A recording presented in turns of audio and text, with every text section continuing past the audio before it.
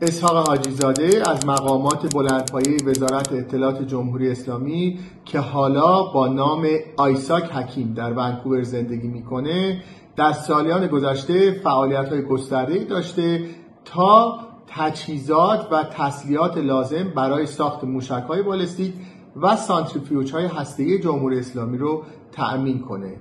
ماه گذشته در جولای 2025 ایرج مصداقی و من کامران ملکپور گزارش تحقیقی که حاصل بیشتر از 2 سال فعالیتمون بود رو درباره اسحاق حاجی‌زاده، سوابقش، تغییر نامش به آیساک حکیم و فعالیتاش در حال حاضر در کانادا رو در پژواک ایران منتشر کردیم. قبل از اینکه من به سراغ اون گزارش برم، میخوام شما رو به 12 سال پیشتر ببرم، به تاریخ 15 اپریل 2013 و گزارش روزنامه واشنگتن پست. واشنگتن پست در اون روز گزارش تحقیقی منتشر کرد با عنوان کارخانه مرموز تحت اداره ایران در آلمان. 2 گزارشگر این روزنامه به سراغ کارخانه‌ای رفتند در یک شهر کوچک 70,000 نفری در آلمان که در ظاهر کارش تولید کپسول گاز فشرده بود. مالکان این کارخانه یکی عبدالرسول دری اصفهانی، فردی که در سالیان بعد جزو تیم ارشد مذاکره کننده برجام جمهوری اسلامی و دست راست محمد جواد ظریف شد، و دیگری هم اسحاق حاجی‌زاده، فردی که این روزها با نام آیساک حکیم در ونکوور زندگی میکنه. گزارشگران واشنگتن پست زمانی که از این کارخونه گزارش تهیه میکردند، در گوشه‌ای از کارخونه به یک ماشینالات صنعتی گرون برخورد کردند که بلا استفاده افتاده بود و خاک میخورد و بعدتر مشخص شد که این وسیله برای استفاده در سیستم تسلیحاتی جمهوری اسلامی خریداری شده بوده، اما چون امکان ارسال نداشت در گوشه‌ای از کارخانه افتاده بود.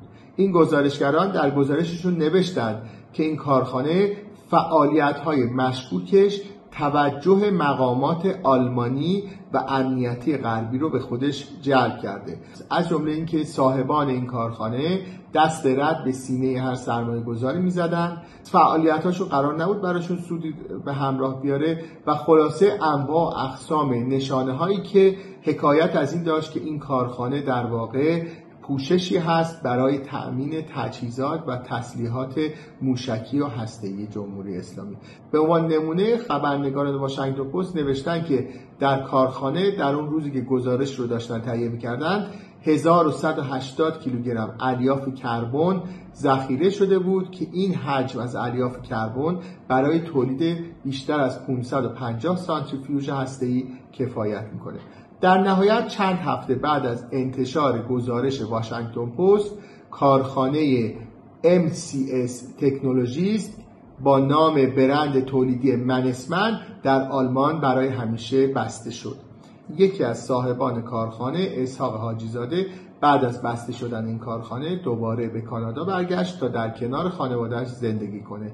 پیش از اینکه به فعالیت‌های اسحاق حاجی‌زاده در کانادا بپردازم، ترجیح میدم که مختصری از سوابقش در ایران رو برای شما توضیح بدم. حاجی‌زاده متولد دهه 40 شمسی در اسفراین هست. او به دلیل سوابق خانوادگیش از جمله اینکه پدرش از سپاهیان شناخته شده در جنگ ایران و عراق بود، در زمان تشکیل وزارت اطلاعات در دهه 60 جزو نیروهای جوانی بود که جذب این وزارتخانه شد و به تدریج مراحل ترقی رو طی کرد تا جایی که جزو نیروهای معتمد اولین وزیر اطلاعات ایران محمد محمدی ریشهری شد. در ابتدای دهه 70 ریشهری از سوی علی خامنه‌ای رهبر جمهوری اسلامی تولیت آستان عبدالعظیم حسنی در شهر ری شد و به اونجا نقل مکان کرد. همراه خودش تعدادی از نیروهای مورد اعتماد خودش رو هم برد. از جمله اونها اسحاق حاجی‌زاده بود و دیگرانی مثل محمد شریعت مداری که در سالیان بعد سمت‌هایی مثل معاون رئیس جمهور، وزیر سمت یا وزیر تعاون رو بر عهده‌اش گذاشتند یا محمد سعیدی کیا که پیشتر از حضور در آستان عبدالعظیم حسنی وزیر جهاد سازندگی بود و در سالیان بعدی وزیر مسکن شد، یا غلام حسین نوذری که وزیر نفت شد. در نهایت ری شهری که دستش به خون کشتار زندانیان سیاسی سال 67 آغشته بود، به حرم عبدالعظیم حسنی رفت. نیروهای مورد اعتماد خودش از جمله اسحاق حاجی زاده را هم از وزارت اطلاعات با خودش اونجا برد و این مقطع زمانی بود که وزارت اطلاعات و نیروهای وابستش شروع به فعالیت‌های اقتصادی کردند. در این مقطع ری شهری با توجه به نیروهایی که برده بود شروع به تأسیس شرکت‌های اقماری کردند که اسحاق حاجی زاده هم در چند شرکت جزو هیئت مدیره و صاحبان امضا شد. شرکت‌هایی که سالیان بعد تحت تحریم ایالات متحده و خزانه‌داری آمریکا قرار گرفتند. از جمله یکی از این شرکت‌ها پارس MCS بود که بعدتر این شرکت یک شعبه در آلمان زد به اسم MCS تکنولوژیست و نیروی مورد اعتماد مجموعه یعنی اسحاق حاجی زاده که پیشتر هم در معاونت اطلاعات خارجی وزارت اطلاعات فعالیت میکرد به آلمان اعزام شد تا مقدمات خرید کارخانه MCS تکنولوژیست رو فراهم کنه و همونطور که میدونیم بعدها مورد سوء ظن مقامات امنیتی آلمانی و غربی قرار گرفت و کارخانه بسته شد. البته سوابق اسحاق حاجی زاده در ایران در مقطعی پیش از حضورش در آلمان محدود به هلدینگ فؤاد ری یا همون هلدینگی که متعلق به آستان عبدالعظیم حسنی بود نیست. اسم ایشون در هیئت مدیره شرکت‌هایی که متعلق به سازمان اقتصادی کوثر وابسته به بنیاد شهید و ایثارگران هست هم دیده میشه.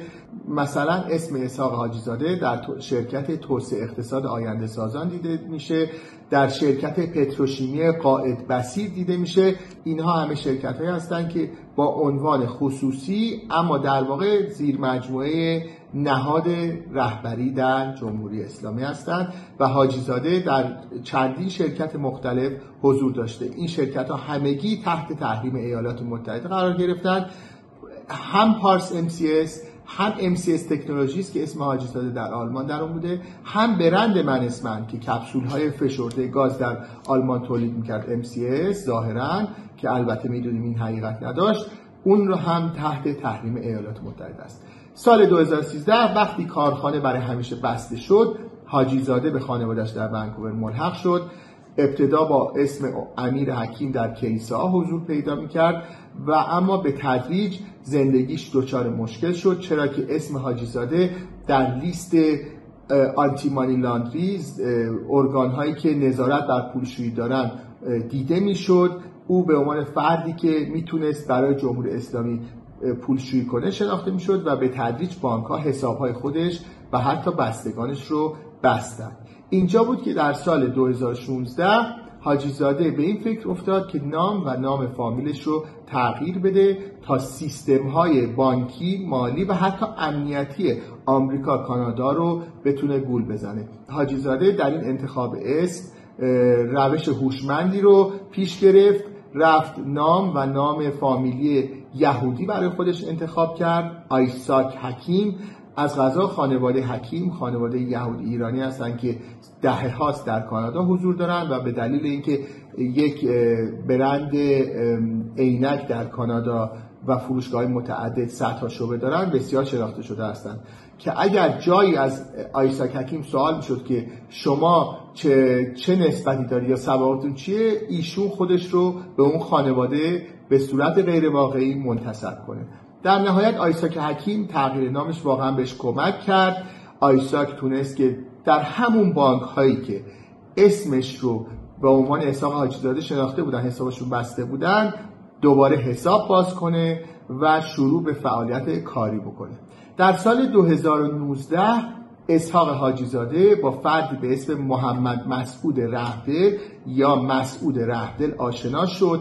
رهدل از نیروهای سپاهی و انقلابی جمهوری اسلامی بود که بعد از انقلاب در انگلستان بود و بعد هم به ایران آمد با فاضل لاریجانی، یکی از برادران لاریجانی که پیشتر کاردار جمهوری اسلامی در اتاوا بود، با جناح هستش مسعود رهدل، و مدیر عامل لاین باب‌الکنار، مهمترین و اصلی ترین مجتمع مرغداری ایران تا سالیان متمادی بود.